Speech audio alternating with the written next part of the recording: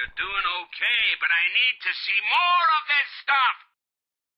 Okay, look, new policy on this channel. I'm going to stop saying, I'm done talking about Manhunt, because every time I say that, I end up talking about Manhunt again.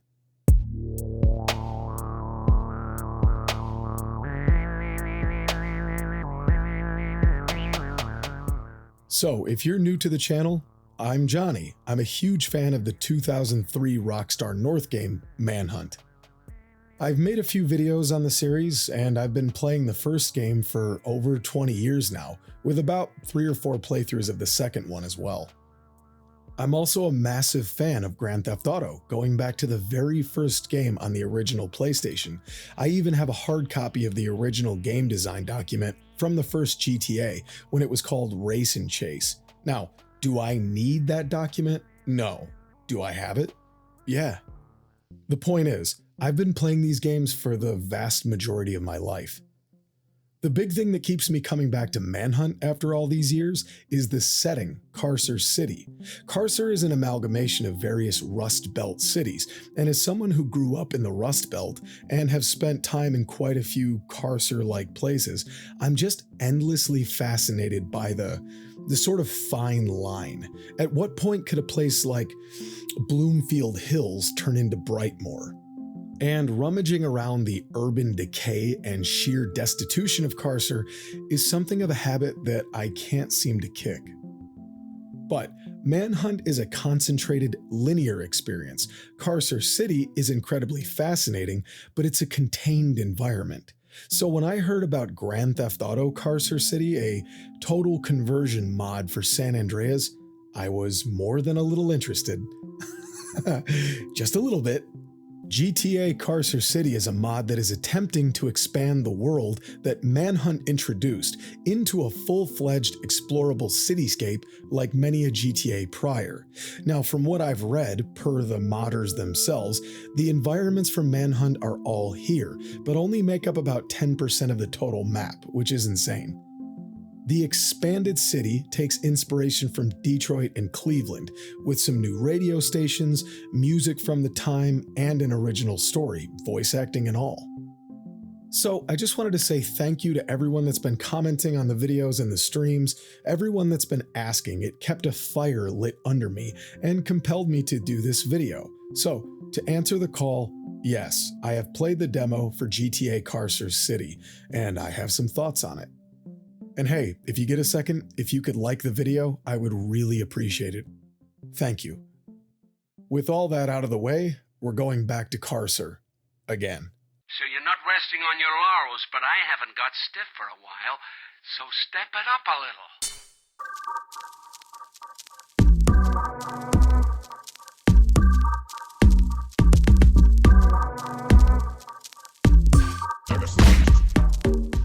Okay, so we start with a classic GTA-style opening montage with a bit of Carcer flair. It's no Vice City, but nothing is. We're playing as Liam O'Mulligan, a former police officer and Carcer City sports fanatic. First things first, an Irishman? Excellent. Secondly, having a GTA protagonist be a former cop, especially with the CCPD, has a tremendous amount of potential. It's never mentioned why he was discharged or if he left the force voluntarily, but he keeps in touch with some former colleagues. In the beginning, we meet up with Ron, Xavier, and Adam, a retired detective and personal friend of Liam's. Alright, so how's the writing and the acting? Well, we need to remember, this is a fan-made project, done for the love of the game, so you have to be willing to cut it some slack. Now, it's nowhere near as bad as like Hunt Down the Freeman, and that was sold for money, but it could use a little bit of work. For instance, let me ask you something. Let's say hypothetically that you were ambushed by a heavily armed gang. Would you start shouting at your friend to take cover, keep his head down, or run? Would your adrenaline spike and your survival instincts take over? Or would you act like you just stepped in dog poop on the lawn? Fucking A. Bullets, dum-de-dum. Yeah. And most of the demo is missing voice acting, which I understand is intentional. This is a work in progress, so there's certainly time to polish everything up. Now, the writing isn't going to be mistaken for Dan Houser's work, but I do appreciate all the banter between these fellows. And again, we have to be willing to have grace for this free mod that isn't being made for profit. As I say, Liam's character has a mountain of potential. His apartment has some clever world building. There's a manual on the M60, a pistol and an Uzi on his little kitchen table, and a calendar dated for September of 2001. Well, look, the reference is obvious, but if we put aside what we're all thinking, this is where we find the biggest amount of promise for the story. Let me explain. GTA Carcer City takes place before the events of Manhunt, which was set in 2003. Throughout the demo, Adam, the retired detective and friend of Liam's, pleads with him, asking him to do good, clean work to get back on his feet, but Liam is desperate for quick cash. Early in the demo, you rescue a member of the Innocents, a vile, evil gang from the first Manhunt. This makes Liam an enemy of the Apostles, the Yellow Jackets, a new gang introduced in this mod. The Innocents member, Kenny, tells Liam, "Hey, if you ever need anything, call me anytime." Oh, that's not a friend you want. At the end of the demo, Adam once more attempts to talk Liam off the bad path before it consumes him, and at the moment of decisive truth, Liam takes out his phone and calls Kenny, the Innocent, asking for his help against the Apostles. So look, the story isn't amazingly elaborate, but I have a lot of hope. If Liam's tale does take the dark turn that it's poised to take, he could find himself in the underbelly of Carcer, and I have to wonder if this will lead to Valiant Video or Mr. Nasty. I wonder if the events of this mod will lead up to the story of James Earl Cash and Starkweather. There's even an appearance from Robin, the reporter from the first game, and I assume that her shorter haircut is to denote that this is indeed a few years before the events of Manhunt, after which she was committed to an asylum. It f***ed her head all up. It's kinda cool, because technically her real name is never actually said in Manhunt, only the first few letters of her name are revealed, but it's long been accepted by fans that Robin is her name, so I like that this mod just runs with it. Someone did their homework. But she's not voiced yet, and I'd be interested to see who they get for this part. There's a bit of awkward dialogue, and apparently Liam is a massive hothead with very little provocation. But, I'm just nitpicking. I popped huge for the appearance of Robin, and I certainly hope that she has more to do in the final game. Again, massive amounts of potential. Super fans like me have been clamoring for a Manhunt prequel for many years, and the brass ring here is gigantic and shiny and ripe for the taking. Hey, contact me. I'll help you write the thing. Anyway, you can tell I'm excited and my hopes are high. But okay, look, I know what you came to see. It's what I came to see too.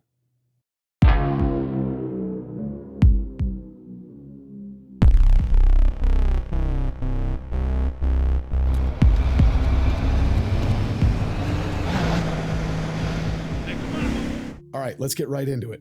I love that Liam's apartment is right in the Carcer projects. Now, Manhunt fans with a keen eye will recognize this as the starting area in the first game, where you execute your first hunter with a plastic shopping bag. This is a great way to start the demo. It's obviously a big nod to the fans of Manhunt, but it also fits naturally. It feels like any other GTA game when you step outside. It's great. But I definitely wanted to see the other stuff as quickly as I could, and as soon as I saw Darkwoods on my map, I flipped out and drove straight there. And yes, it's fully explorable. This is the courtyard where you fight Cerberus goons, and I couldn't help but wonder if there was a rifle in the tower. Oh yes, that's how you do it, boys. Good work. Man, it's bizarre playing around in these familiar places with San Andreas controls, but I have to say, I really love being able to jump and mantle like CJ. This is where the White Rabbit realizes that James Earl Cash survived and hightails it. Hightails it, because he's a rabbit. This is the workshop for the last big gunfight against the Smileys. Love to see it. No, the scale doesn't work. Here we have the infirmary. No body on the gurney though, and it got me thinking.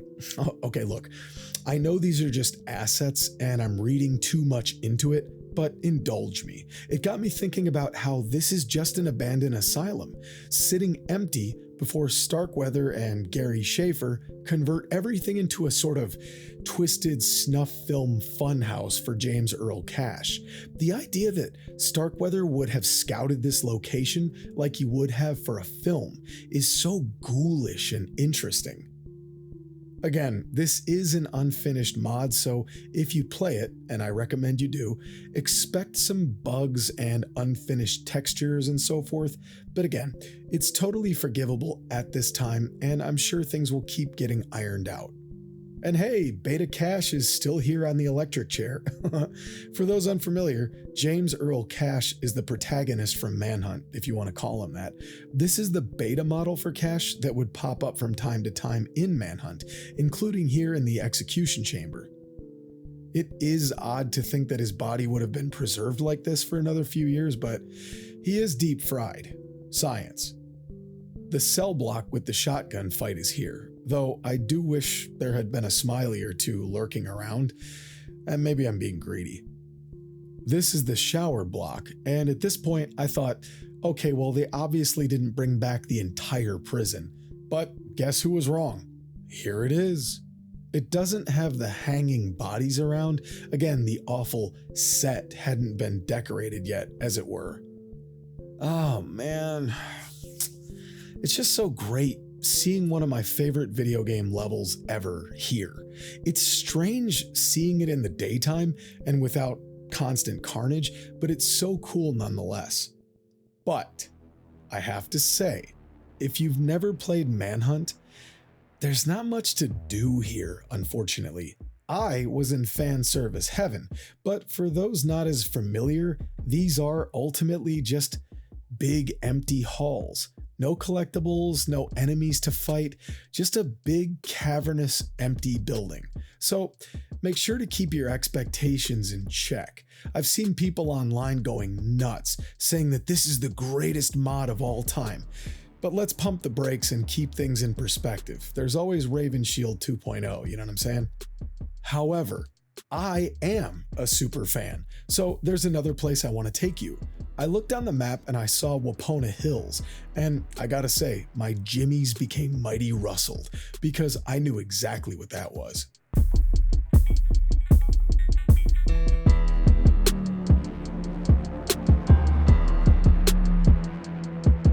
And oh yes, it was. Starkweather's mansion. For the layperson, Lionel Starkweather is the scumbag director of the snuff films in the world of Manhunt. He's a disgraced former movie director that turns to shooting these vile things after his career tanked. He's a sadist that literally finishes himself off while watching people get butchered on screen. Oh God, yes, Cash, yes. He's a monster's monster. And hey, here's his house. So, like with Darkwoods, you really kind of have to suspend your disbelief for continuity. Because despite this taking place before the events of Manhunt, nobody lives here. No guards, no Pigsy in the attic, and no Starkweather, despite the intact goon cave upstairs. Now, I could stretch logic and say that maybe this is his summer house, that things hadn't been set up for Manhunt just yet, but that's fanfic at its worst. The big portrait of Starkweather in the dining area is here. There's a Cerberus trooper that was maimed by Pigsy after his escape during late game Manhunt. And you can explore Pigsy's whole lair.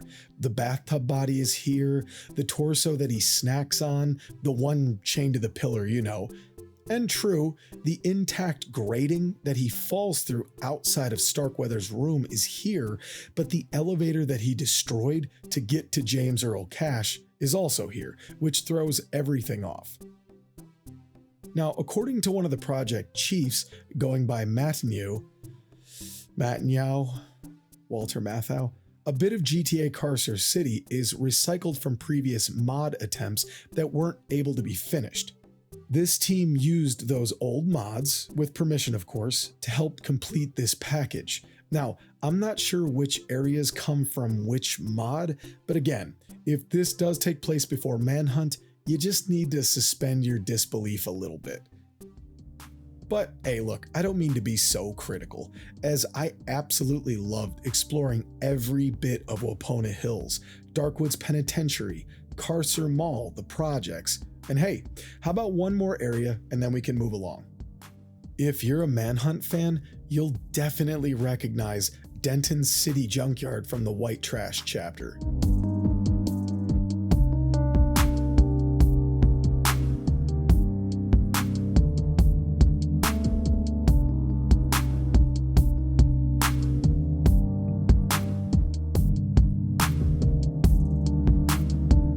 So you might recognize this sign from Manhunt, and again, I could say that you should suspend disbelief, but perhaps this is also just a common filming location for Valiant Video, which raises even more curiosity. James Earl Cash wasn't the first runner, not even close. So is this junkyard doubling as a set that they reused for their newest star? Creepy thoughts, man. Maybe it's just a reused asset. And this is where that loathsome crane section would normally be. Ugh. Anyway, I'm not gonna nitpick through every little thing, but the junkyard really highlights what I love most about this mod. Exploring these locations that I know so well. These levels I've played a few dozen times in the confines of Manhunt, running around going, I know that, I know this, but when you look up and out, you see the whole city beyond those familiar confines. It's so f***ing cool to be able to just go past this stuff that you recognize so well. And it's just like, oh, here's Carcer City. The junkyard is just a junkyard. The mansion is just a really big house. These places that are built up so big in Manhunt are just here naturally as part of the city, and that is so awesome to me. But it's not just Manhunt, Manhunt, Manhunt. Now, of course, that stuff is the main draw for obvious reasons, but as someone with that aforementioned curiosity about Carcer City at large, I couldn't be more excited about exploring everything else.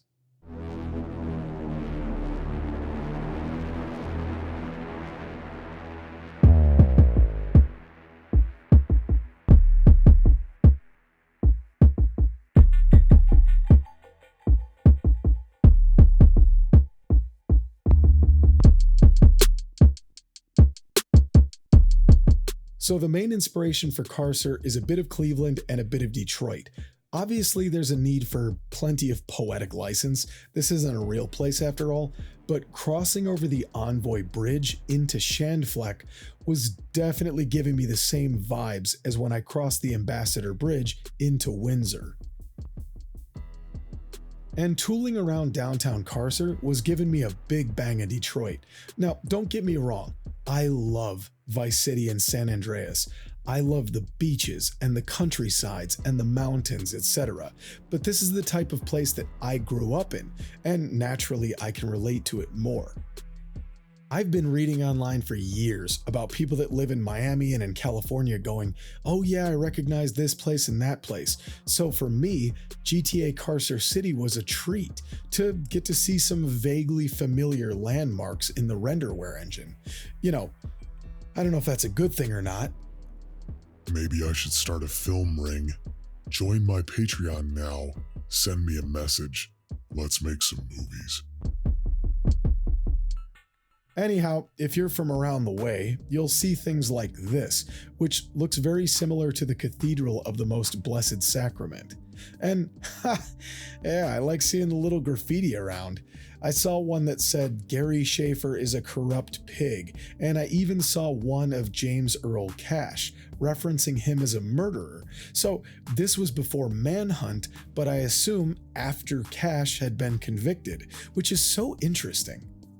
I even spotted what looks like the old People Mover, a pretty big landmark around here. And hey, you can even ride the old crusty bastard around, which was actually kind of nostalgic. I've only done the full 3-mile loop once as a kid, but I remember it well. The Cleveland inspiration is also pretty clear. I mean, it's basically spelled out. Although that does kind of look like the font they use at Comerica Park. Man, it's kind of cool that you can just walk right out onto the field. I'm not sure where security is, but whatever. But again, this is neat, but it's another big nothing burger, as is the circus. The circus is another new location that perfectly fits into the mold of the city. It's easy to forget that not all of Carcer is involved with Valiant Video, just a handful of powerful wicked fuckers ruining this otherwise normal city. Ha! So it really is inspired by Detroit.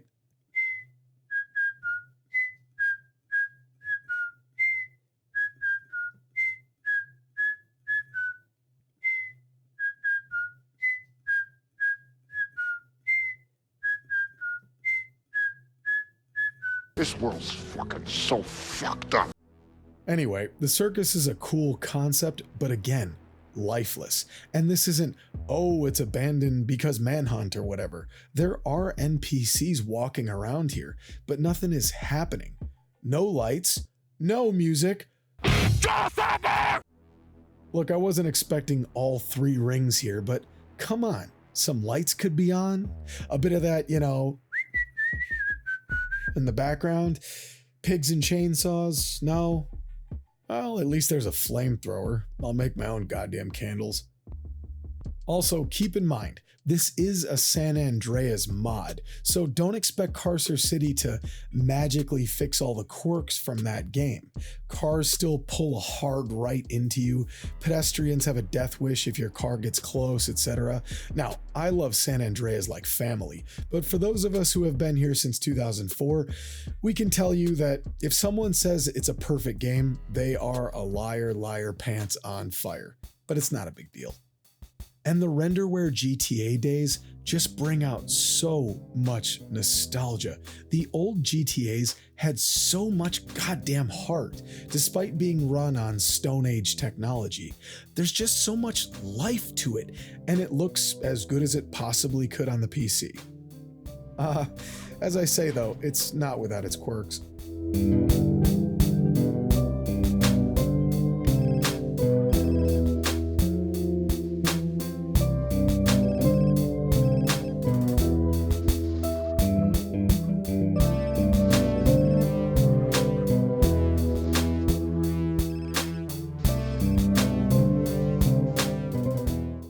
So renderware stuff aside, the biggest thing holding this mod back at the moment are the performance issues.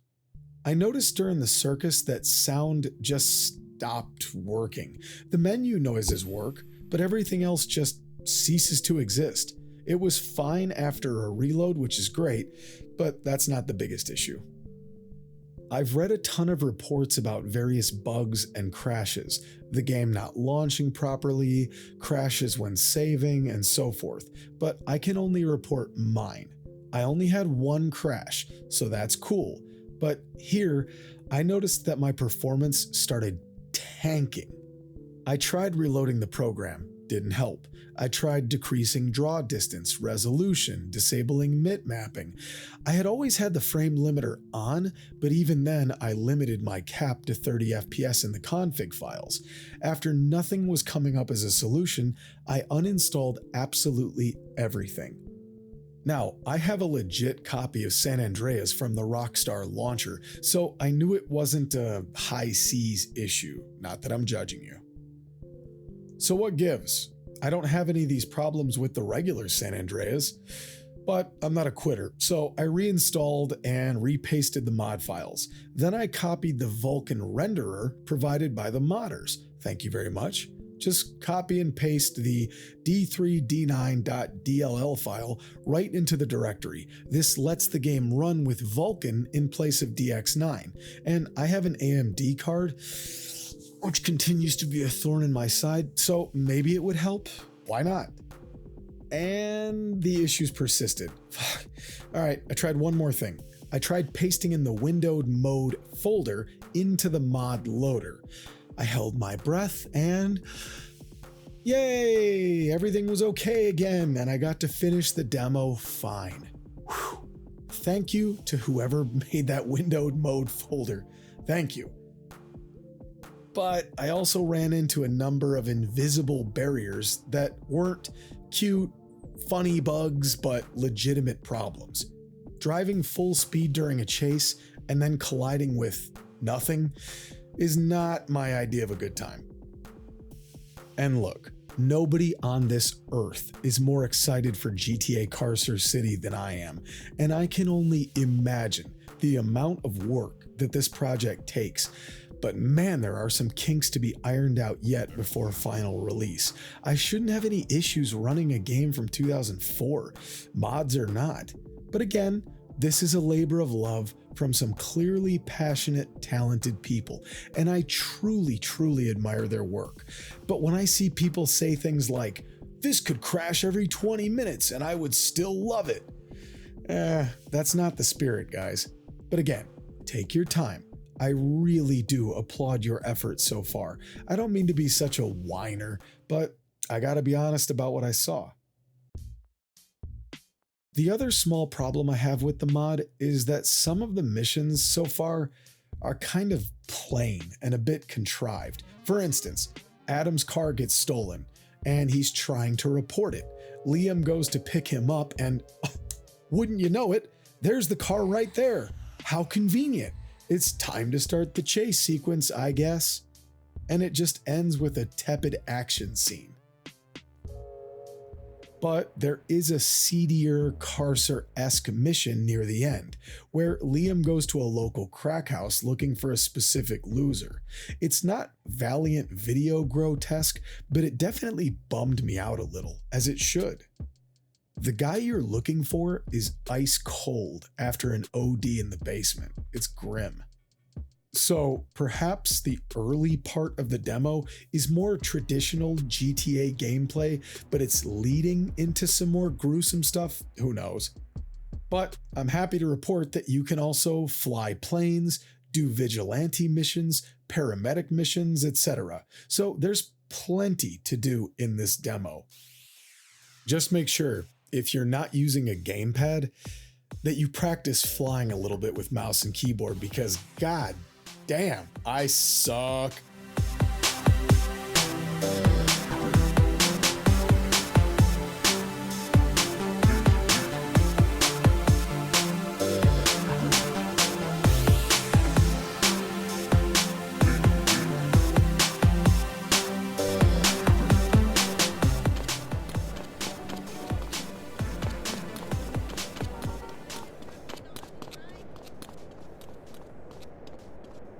All right, after many hours exploring the depths of GTA Carcer City, I can safely say that my hopes are high and my anticipation is through the roof.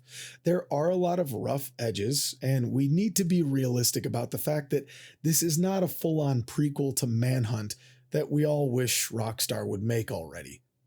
It's a conversion mod for GTA, after all. And with that said, the ability that these people working on this project have to turn San Andreas into an entirely new, fully explorable city is just remarkable.